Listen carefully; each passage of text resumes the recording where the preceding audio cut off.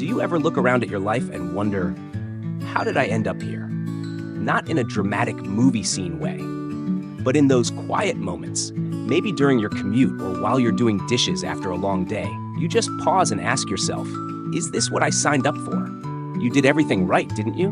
You got the job, pay the bills, maybe have a family, or at least some kind of stability. But deep down, something doesn't quite feel aligned. You're constantly tired, stressed, and working harder than ever, yet you're not sure if it's even for the life you truly want. This isn't just about burnout or job dissatisfaction. This is deeper. It's about identity. It's about meaning. It's about the creeping feeling that you're living to work instead of working to live, and you don't remember when that switch even happened. And if you've ever had that thought, you're not alone. I've been there too. When I was in my early 30s, I had what most people would call a good career. Solid income, respected field, full calendar. From the outside, it looked like success. But I remember one night, after another long day of meetings, catching up on emails, eating dinner over the sink, I looked at myself in the mirror and thought, I don't even recognize who I'm becoming. That was the night I realized I needed to start asking better questions. Not just about my job, but about how I was building my entire life around it. So in this video, I want to walk with you through 4 powerful questions that help me start redefining my career path, and more importantly, help me reclaim my life. These questions aren't about quitting your job or making some big leap unless that's right for you. They're about clarity. They're about coming back to you so you can make intentional choices that align with who you actually are, not just what the world expects. And we're going to start with the first one, the one that cracked everything open for me. What am I actually working for? Not what's your job title or what industry are you in, but what are you really working for? For some people, it's security. For others, it's prestige. Maybe you're working to provide for your kids or to build a future where you don't have to worry about money. Those are all valid. But here's the catch. A lot of us are working toward goals we've never actually defined. We stay late, say yes to more, climb the ladder, without checking if the ladder's leaning on the right wall. I had a client once, a dad in his 40s, 2 kids, great job in tech.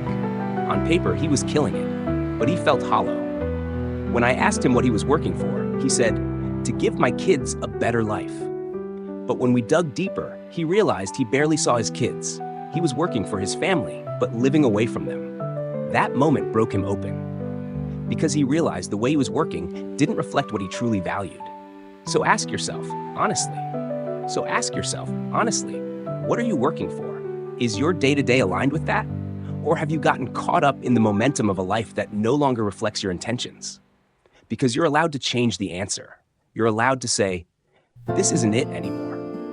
The second question that came up for me, and it might stir something in you too, is this: who am I becoming through my work? We often talk about what we do, but rarely about who we're becoming while doing it. Every job shapes us.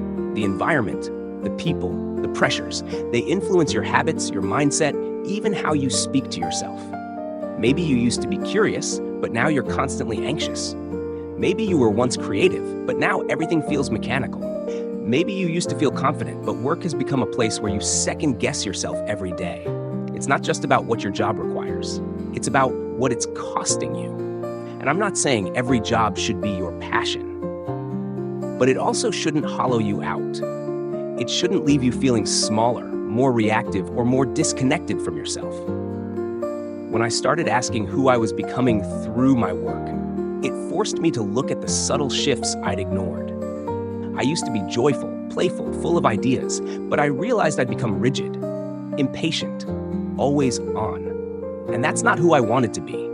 Not at work, and definitely not at home. And maybe you felt that too, that sense that your job is slowly shaping you into someone you don't fully recognize. So give yourself permission to step back and reflect, not with judgment, with curiosity. Are you proud of the person you're becoming? And if not, what needs to change? Not all at once, but gently, intentionally. Let's pause there for a second. Take a breath. These aren't easy questions, but they're real. And sometimes just acknowledging them is enough to start shifting your direction. You don't have to burn everything down. You don't have to have all the answers today. You just have to get honest with yourself. Because the truth is, you don't have to keep living in autopilot mode. You get to choose again. Even if you're mid-career, even if you're the primary breadwinner, even if people are counting on you, you're allowed to rewrite your story. And if part of you has felt disconnected, stuck, or like you've been climbing someone else's ladder, just know that you're not broken. You're just ready for more alignment, not more hustle, more truth. And that begins with listening to the quiet voice inside you that's been whispering, there has to be another way. There is. And in the next part of this conversation, we're going to keep going. We're going to explore what that looks like, not just in theory, but in real life. Because your career isn't just a paycheck. It's part of your story. And you deserve to make it one you actually want to live. So, let's keep going. We talked about asking yourself what you're really working for and who you're becoming through your work. And maybe already those questions stirred up some thoughts or even a few uncomfortable truths. That's a good thing. It means you're starting to notice where the gap is between the life you have and the life you actually want. Now, here's the third question. It might seem simple at first glance, but don't rush past it. What part of my life am I putting on hold because of work? It's incredible how often we delay joy, delay connection, delay health. We say, I'll get to that when things slow down, when this project wraps up, when the kids are older, when I get promoted, when the debt's paid off. But here's the hard truth that hit me one day like a punch to the gut. Work never stops asking for more. It expands to fill the space you give it. And meanwhile, life keeps moving. Your kids grow up, your parents get older, your body changes, your friendships fade, and all those little things that give life meaning, they don't wait. I remember talking to a woman in her late 40s who told me something I'll never forget.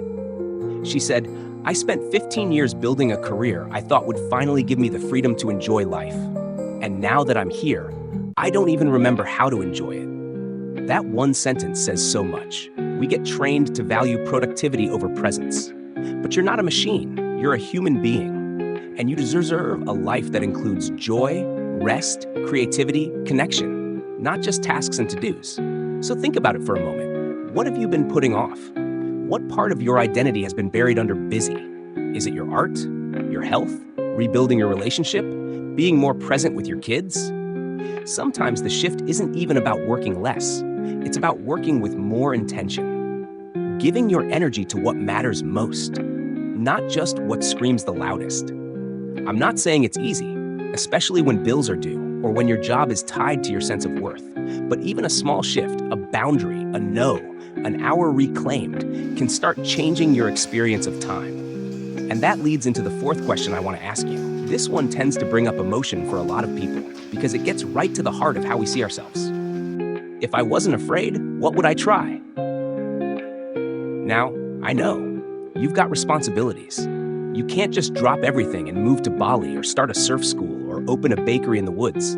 That's not the point. But fear has this sneaky way of shaping our choices without us realizing it. We don't apply for the job we really want because we're afraid we're not qualified. We don't speak up in meetings because we're afraid we'll be judged. We stay in careers that drain us because we're afraid of starting over or of disappointing people who expect us to stay the course. But here's something I've seen again and again. When people name their fear, it loses some of its power. So let's bring it into the light. What would you explore, even just a little, if fear wasn't steering the wheel? Would you go back to school? Start your own thing on the side? Ask for a different role? Work fewer hours and finally write that book?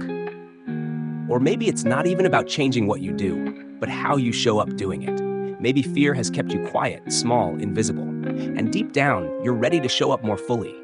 As a leader, a creator, a whole human being. The world has trained us to believe we're lucky just to have a job. And yes, gratitude matters. But so does agency. You're not here just to survive your career. You're here to build a life. And that life doesn't have to be perfect to be deeply fulfilling. One of the bravest things you can do is stop pretending you're fine when you're not. To stop pushing through and start tuning in. Not everything needs to change today, but you can change the questions you're asking yourself. You can check back in with who you are, Not who you were 10 years ago or who people expect you to be, but you now. And here's something I'll leave you with for this part of the conversation. You are not behind. You are not stuck because you failed. You're here right now because you've grown enough to notice what's not working anymore. That's a good thing. That's the start of something new. And whatever your age, background, or situation, you can always choose to live more intentionally, more honestly, more in tune with the life you want to create. You don't have to blow everything up, but you can make shifts. You can start asking better questions. You can come back home to yourself. We're not done yet. Let's keep this going, because this isn't just a video. It's a conversation about what really matters, about building a life that doesn't just look good, but actually feels right, on your terms. If you've made it this far, let me say this first. I'm proud of you. Not because you've solved everything, not because you've suddenly figured out your purpose, but because you stayed with the questions. Most people don't. Most people distract, avoid, keep pushing through, but not you. You paused. You reflected. And that alone, that's a shift. So now let's bring this all together. Not with a grand solution or some 5-step life overhaul, but with something deeper, ownership. Because here's the truth. We spend so much of our lives being told who to be, what to value, how to define success. It starts early. Get good grades, get a stable job, work hard, make money, don't rock the boat. And for a while, that path can work.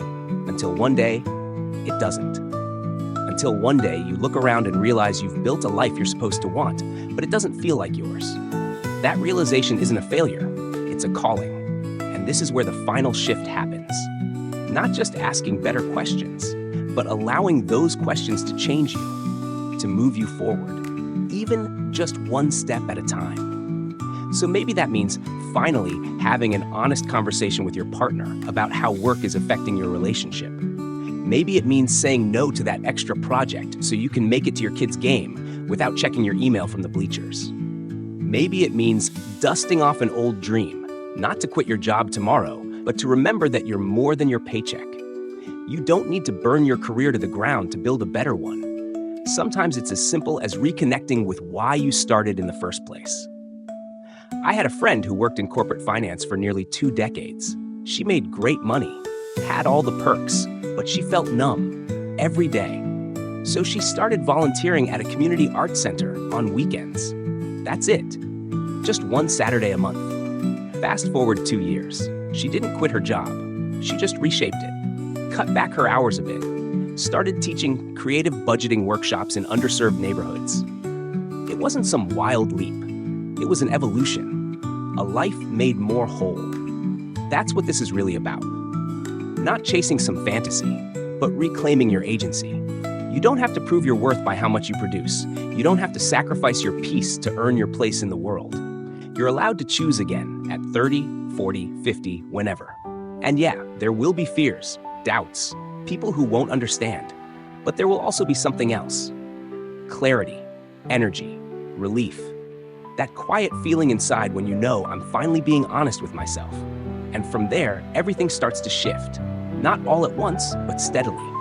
So if you're watching this and feeling like your career has taken over your life, if you're tired of chasing goals that don't fulfill you, if you've outgrown the version of success you once believed in, you're not broken.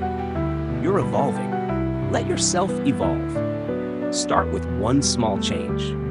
Maybe it's leaving work on time twice a week. Maybe it's blocking an hour each Sunday to plan your week around your priorities, not just your boss's. Maybe it's journaling for 5 minutes every morning and asking yourself, what do I need today to feel like me? These small acts, they add up.